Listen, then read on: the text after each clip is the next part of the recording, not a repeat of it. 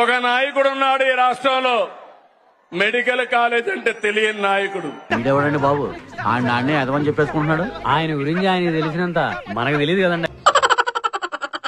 రాష్ట్రంలో medical college తెచ్చిన ప్రభుత్వం తెలుగుదేశం ప్రభుత్వం అవునా కాదా అని మిమ్మల్ని అడుగుతున్నాను.